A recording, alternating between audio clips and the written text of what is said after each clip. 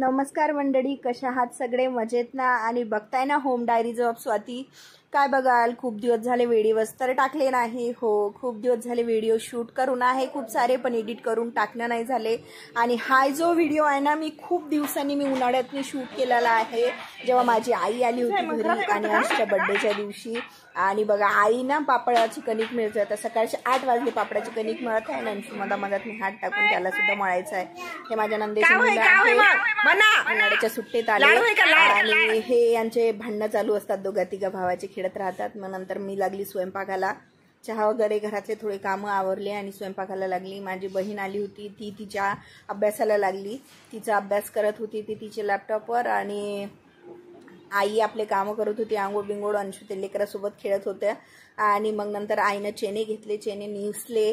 चणे निसून तिने भिजत घातल्यानंतर मग थोडा वेळ भिजले की वाळू घातले आणि ती तिच्या पापडाच्या कामाला लागली. इतकी कडक ऊन होती ना, लगेच चणे भिजून वाळूही सुद्धा झाले. आणि मग मी स्वयंपाकाला लागली. आंघोळ बिंगोळ सगळं व्हायचे. खूप पसारा झाला.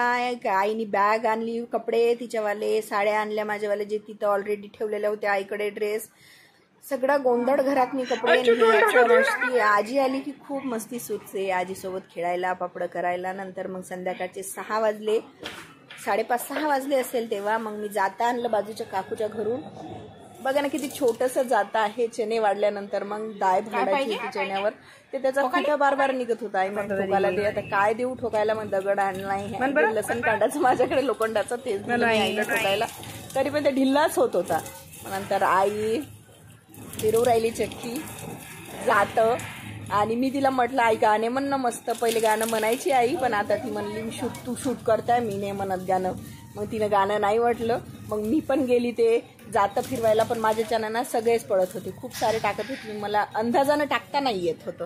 त्याची सुद्धा प्रॅक्टिस लागते. असं काही सोपं नाही आहे जसं आपण गोल गोल फिरताना दिसते, कारण एकसारखी डाळ पळत नाही आपल्याच्यानं, सगळी पळते. कधी तर कधी बारीक चुरी होते. तर आईने ते खुटा बसवला आणि मी म्हटलं, बाबा ते तूच कर. मी आता पापड करून झालेले होते, ते सगळे जमा करले, मोजून जमा केले. नंतर मग आम्हाला भूक लागली. 6:30 वगैरे 7 वाजले असेल.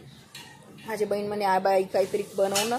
मग डोशाचं बॅटर होतं उरलेलं, ते डोसे बनवले मी. गरम होतं खूप, हातचं पडला आणि ते बॅटरमध्येच पडला. मी ते तोडून टाकते त्याला. आणि मस्त गरमागरम डोसे एन्जॉय करतो आम्ही. कारण आता दिवसभर कंटिन्यू बिझी दिवस गेला आणि पापड करणं, चण्याची डाळ भरणं वगैरे सगळ्या कामात दिवस गेला. आणि नंतर मग खूप भूक लागली. डोसे खाल्ले आम्ही दोघींनी. आणि मग याचा वेळ झालाच होता, 7-7:30 वाजता. सो मला यांनी सांगितलं होतं, तू तयार होऊन राहा, आपल्याला बाहेर जायचं आहे, काही भाजीचं वगैरे फ्रूट्स आणायचे आहे. सो मी म्हटलं हो. पण त्याच्या दुसऱ्या दिवशी मदर्स डे सुद्धा होता. तर मग मी माझ्या आईसाठी मस्त छानशी साडी घेतली तिला. आणि साडी घेतल्यानंतर नुसती साडी काय द्यायची, म्हणून मी तिचं ब्लाऊजसुद्धा तेवढ्या रात्री कट करून ठेवलं. म्हटलं नंतर शिवते मी.